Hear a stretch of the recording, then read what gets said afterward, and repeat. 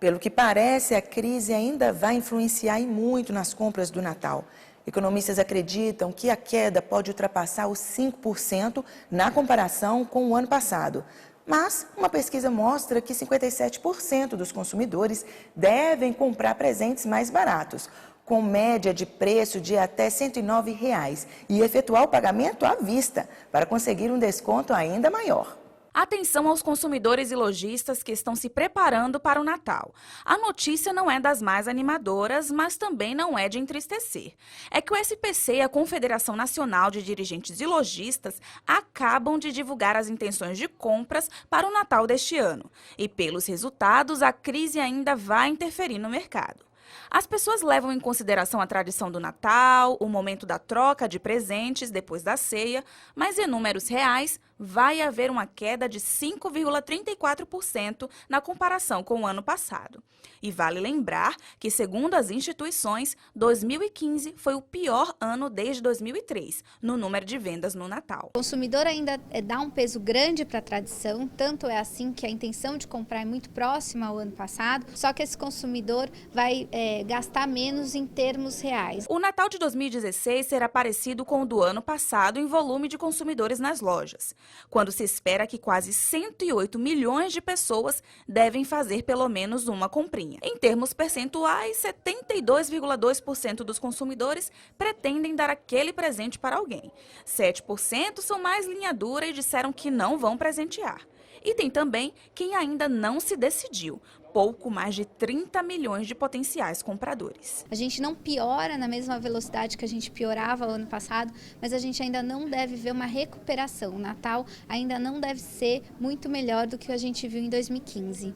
Uma estimativa inédita da pesquisa realizada pelas instituições é que só de presentes neste Natal espera-se injetar na economia quase 50 bilhões de reais. E tem mais, os consumidores, 57% deles vão comprar à vista para pechinchar um desconto melhor.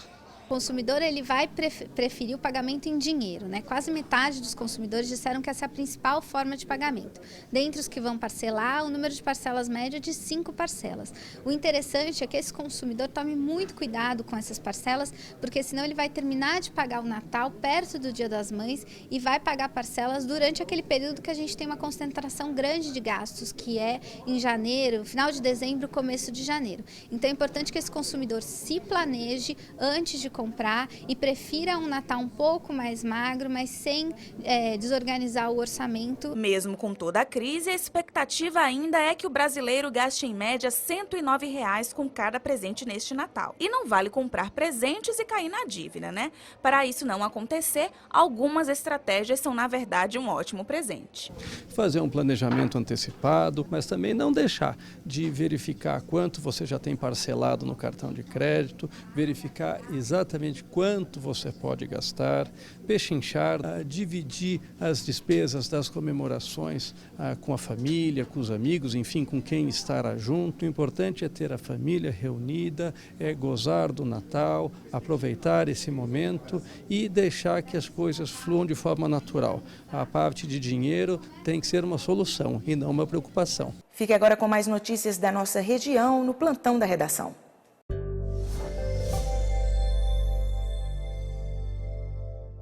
Em São José dos Campos, mais de 2.000 pessoas recebem o Bolsa Família irregularmente, aponta um levantamento feito pelo Ministério do Desenvolvimento Social e Agrário.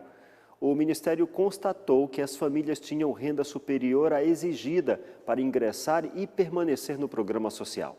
Foram bloqueados 1.203 benefícios. Policiais do 3º Batalhão de Ações de Polícia prenderam em flagrante o indivíduo que realizava tráfico de drogas no bairro Campo dos Alemães, em São José dos Campos. O criminoso foi localizado com grande quantidade de cocaína, maconha, lança-perfume, crack e R$ 45. Todos os entorpecentes já estavam preparados e embalados para venda. O indivíduo foi preso, encaminhado ao plantão policial e permaneceu recolhido na cadeia. Responderá agora na Justiça pelo crime de tráfico de entorpecentes. Confira agora como fica o tempo na região. Em Aparecida, a mínima é de 17 graus e máxima de 28 graus. Guarulhos, mínima de 16, máxima 25 graus. Ilhabela, a mínima é de 22 graus e máxima 27. Em Jacareí, a mínima é de 17 graus e máxima de 27 graus.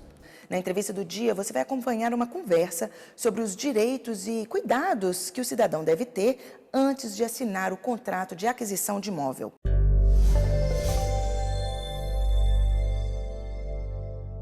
Nosso assunto hoje é sem teto na planta. Quando o sonho da casa própria vira pesadelo, estamos contando com a colaboração e orientação da doutora Marcela Araújo, advogada especializada no ramo, e ela já nos falou aí das preocupações que o consumidor deve ter no momento em que for comprar a sua casa própria. Cuidado com os contratos de adesão, aqueles que têm uma letrinha pequenininha que você tem que botar um microscópio para conseguir enxergar.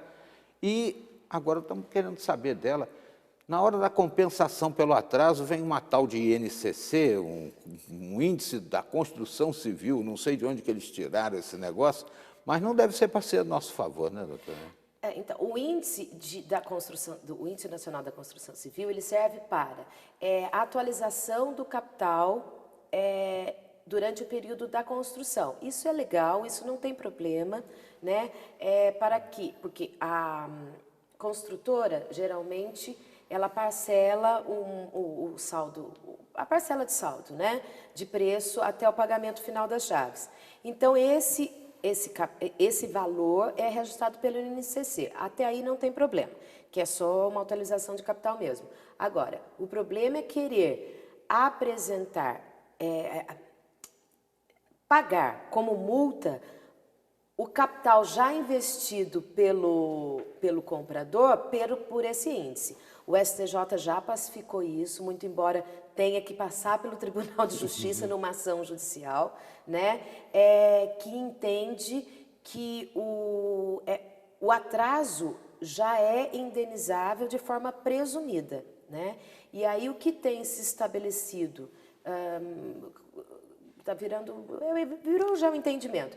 É um aluguel mensal pela quantidade de meses de atraso até a entrega, né? Mas também tem que entrar na justiça para conseguir isso. Exatamente, exatamente. Existem algumas empresas mais sólidas que, quando o comprador bem orientado ou contratando um advogado para fazer a intermediação extrajudicial, algumas empresas elas acabam por se entender, é feito um acordo extrajudicial, ele é cumprido e esse acordo ele tem força executiva, então se ele não for cumprido, judicialmente fica muito mais tranquilo de se pedir a execução, o cumprimento desse acordo. Agora, doutora Marcela, depois que é entregue o imóvel, muitas vezes tem lá defeitos horrorosos, né? Vimos aí outro dia paredes que estão caindo, pisos que estão ocos, né? Sim. Aí a pessoa tem que brigar por isso. Mas as construtoras fazem o seguinte, elas contratam uma imobiliária que faz a convenção e contratam um síndico profissional que, invariavelmente, ninguém consegue tirar ou não deixar que ele assuma. E um encobre o outro. Como é que a pessoa se defende disso? Isso é uma arapuca danada.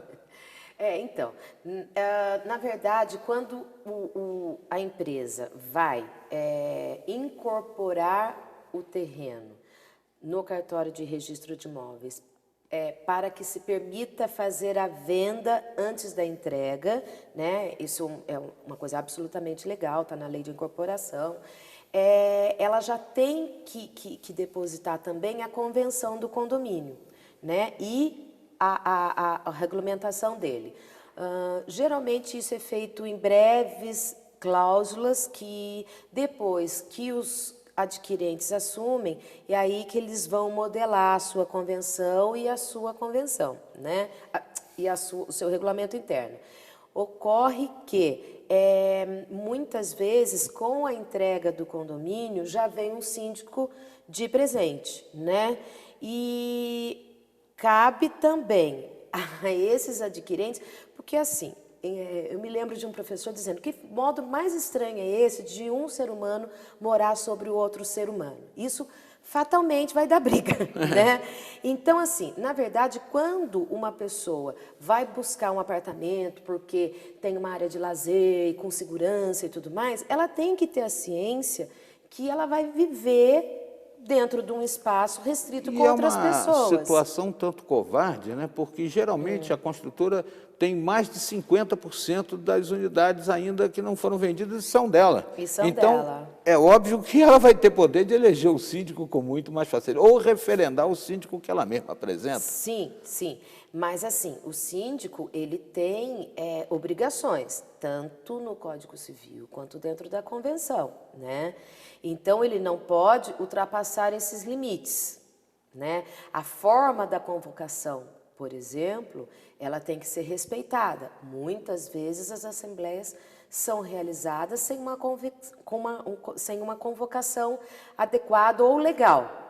E isso pode ser impugnado, só que os adquirentes, como eu disse, não têm a mínima ciência de como é morar apinhado dentro de um espaço, né? E não se informam e não sabem o poder que tem, né? E aí vem alguns síndicos profissionais que são muito bem formados, são muito bem... muito hábeis e que podem, sim, fazer um bom trabalho, né? Então, eu acho que uma assessoria, volto a dizer, né? Uma assessoria jurídica nesse sentido, alerta, obviamente que essas reuniões são sempre exaustivas, né? E sempre muito confusas. Mas eu acho que através de uma orientação, os adquirentes pelo menos teriam noção do que lhe é direito ou do que não é, né? E assim conseguir conduzir melhor uma assembleia. Desculpa. Doutora Marcela Araújo nos ajudou aqui a refletir sobre esse tema tão importante, né? Você que sonha com sua casa própria, junta dinheiro a vida inteira para fazer com que esse sonho aconteça e o ver transformado em pesadelo, tendo em vista conluios, né? Empresas construtoras que não têm sequer giro suficiente, que hipotecam e trihipotecam seu imóvel já quitado, às vezes na planta ou às vezes ainda por quitar, mas não permitindo que você consiga financiamento sequer diante de tanta confusão com os papéis que desenrolam. É sempre importante consultar antes um advogado ou uma advogada com a eficiência da doutora Marcela Araújo. Obrigado, doutora. Obrigada mais uma a você. vez. E nós seguimos com o repórter setorial. Não deixe o seu sonho se transformar em pesadelo na hora de comprar o seu imóvel. Nesta edição, você viu: crianças estão se conectando cada vez mais cedo à internet. Comércio registrou mais uma queda no mês de outubro. Estes são alguns dos destaques mais importantes desta edição. Você pode rever todas as nossas reportagens em nosso portal repórtersetorial.com. Acesse, compartilhe. Visite também a nossa página no Facebook, no facebook.com/repórtersetorial, Instagram e o nosso canal no YouTube, no youtube.com/repórtersetorial.